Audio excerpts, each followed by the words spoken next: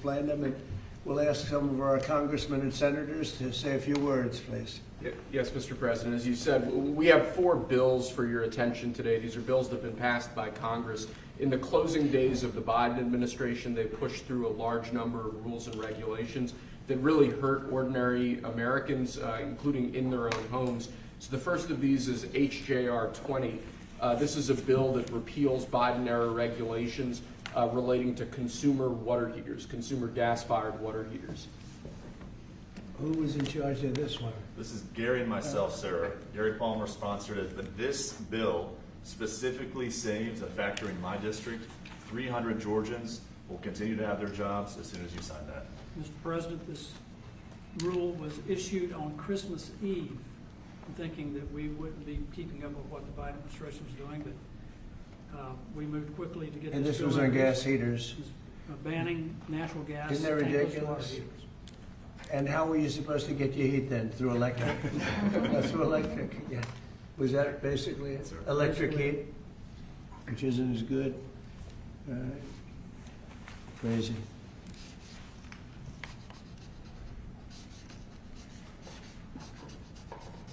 Here, Gary, hold that up. Brian, hold that up. You guys were great. Thank you, Mr. President. No sense, just no sense. But in addition to that, you have a lot of workers that lose their job, right? Yes, sir. Right. 300 workers Crazy. saved because of you. Good, thank you. Thanks. It's an honor. Here's the Golden Dome, by the way, if you're interested. There's the Golden Dome. That'll save all your lives someday, maybe. Okay, good. Thanks, Brian. You hold it up. Next, Mr. President, we have House Joint Resolution 24. This is the same basic idea, but this relates to walk-in coolers and freezers and other refrigeration devices. Again, last-minute Biden-era regulation that hits ordinary Americans hard. And what do they do? They put increase, sorry, they you can increase the speak to energy this, efficiency requirements for walk-ins, coolers, and freezers, and therefore putting an undue burden on businesses across the country. Everything from restaurants to pharmacies, hospitals. Were To all a going point to be where it didn't work. impacted. In other words, they made the restrictions so strong that it didn't work. And it was going to cost them so much money to actually meet the energy efficiency standards, which didn't really save much money. So this is going to actually help our small businesses across the country, Mr. President. Good.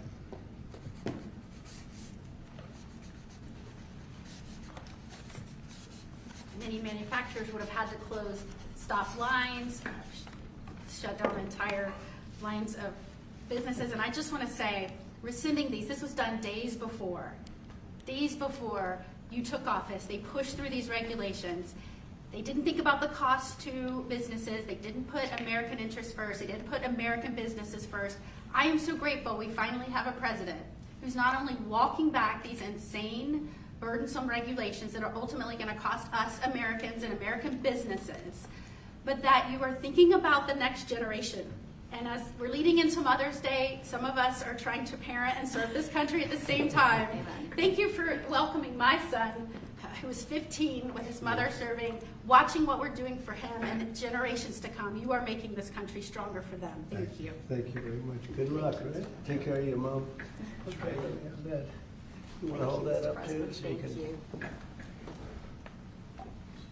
That's a big one, isn't it, huh? Common sense. It's all about common sense, right? Okay, Will, go ahead. Next, sir, this is House Joint Resolution 42. Again, this is a rescission of a Biden-era regulation, in this case relating to energy conservation standards for household appliances and certain consumer products.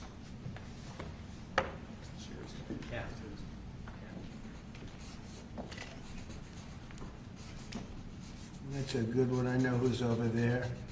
I know who did this. Explain that, please. Sure. Look, this is helping fight inflation because the cost of the burden on appliance manufacturers is going to drive up the cost of them producing household products, which means that when you go buy a washer, dryer, any appliance, it was going to drive up the cost for consumers. It reduces consumer choice. But in the bottom line, we've been trying to fight inflation. This fights inflation. This takes the cost out of producing these products that Americans need every day. And when you add all this up, It's one regulation here, one regulation there. They always say it's de minimis, but when you add it all up, it costs a lot to American consumers, and this is fighting back. And it's not as good. And it's not as good. Not nearly as good, not nearly as efficient, and more costly. Other than that, it's wonderful. Thank you. Great Mr. job. President. Thank you very much. Great. Fantastic. Okay? And lastly, sir, we have House Joint Resolution 75. Again, this is a rescission of a Biden-era regulation, in this case relating to energy standards for commercial refrigerators, freezers, and refrigerator freezers. Do you have the sink one in here, the sinks and shower heads? We have an executive order on that coming for you later, sir. Yes, That's sir. coming when?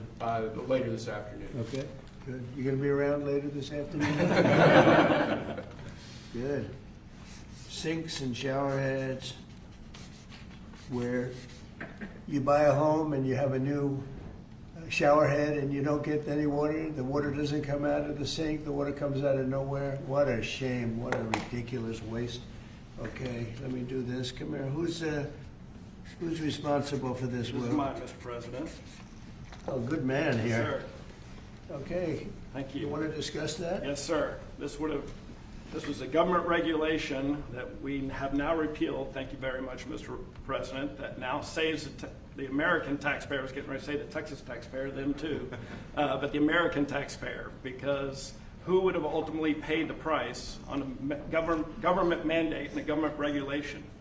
The people of America. So you just saved the American taxpayer money, so thank you very much. That's fantastic. Thank you. It's a great job.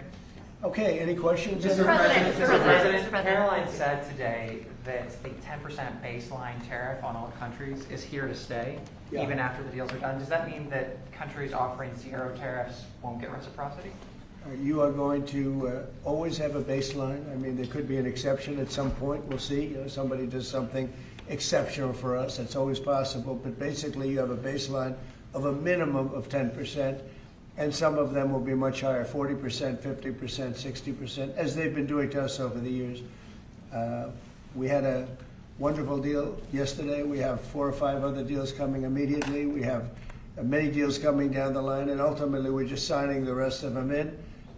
But we always have a baseline of 10%. And then specifically on the possibility of an increase in taxes on wealthier Americans, what do you say to conservative Republicans who argue that this is an increase on small business owners? Well, what we're doing is we're actually, if we ever did that, it would only be, and from what I hear, people would love to do it, rich people. I would love to do it, frankly, but what we'll do is that, they'll go around saying, oh, this is so terrible. Would you do it? Is you're giving up something up top in order to make people in the middle income and the lower income brackets save more. So it's really a redistribution. And I'm willing to do it if they want. I would love to be able to give people in a lower bracket a big break by giving up some of what I have. But I'll tell you, a lot of people say don't do it because of the fact that you have the Bush statement about read my lips, but he lost because of Ross Perot. He didn't lose because of that statement. And then on the salt. But I don't think they're going to be doing it, but I actually think it's good politics to do it where richer people give up, and it's a very small, it's like a point, but they give it up to benefit people in lower income. And then on the salt tax credits, Mr. President, there are some Republicans who say, why is it that these 45 other states should be paying taxes to alleviate the tax burden of New York or It's some of only these because coastal those states are behind, very badly behind, and those people were affected very badly. And, the sad part is oftentimes they were affected badly because you had bad management in those states, like in California with Newsom and, people. So you had some bad management. But that's being worked on now, and they may do a piece one way or the other. It's a very complex issue, but I think it's being worked out. I think it's going to be. It has not been settled yet, but they'll settle it up pretty quickly. Are you considering? Mr. President, what parameters have you given Scott Bessent on negotiating with China this weekend? We have to make a great deal for America. Are you going to be disappointed if he comes back without a deal? No, not at all, because we already made a great deal. We're not doing business with China right now. We lost $1 trillion last year with China, $1 trillion. So if you're not going to do business with them, you're not going to lose $1 trillion. But we lost I want China to do great.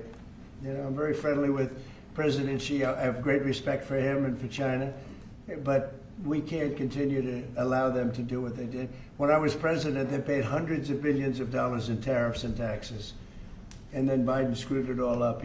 What he did to this country between the border and between all of the other problems, the wars, everything, what he did to this country should never be forgotten. But one of the things he did is the trade was so bad and so imbalanced. So I think we're going to come back with a fair deal for both China and us. Have you given Besant a number of how low you're willing to go? Yeah, I am. Are you willing to share that number? Is that No. the 80%? But I put out a number today, 80%, so we'll see how that all works out. Mr. President, the U.S. Embassy in Kyiv is warning right now about possible Russian significant attack on Kyiv. What's your message for Putin? I have a message for both parties. Get this war ended. We're losing 5,000 soldiers a week, Russian and Ukrainian soldiers, and other people also, by the way. And I say, get this stupid war finished. That's my message for both of them. Thank you very much. We'll see you later. Thank you, Russ. We're heading out. Thank you. Thanks, guys. Thank you. Right out through there. Thank He you. just came in to say hello. What did you discuss? Almost nothing. He came in to say hello. It was very nice, and I think he came in to thank me, frankly. I mean, I would say the primary reason, but he was very nice. He's a nice man, but I think he actually came in to thank me. Is he complying with ICE like you'd like to see? You'd have to ask Tom Holman. Mr. President, do you have a reaction to Bill Gates' comments yesterday that the cuts in USAID will lead to millions of deaths of children around the I world? don't know anything about his comments. Thank you. Thanks, guys. Thank you. Thank you. Let's head out. Thank you all. Thanks, guys. Thank you. Let's start moving. Thank you.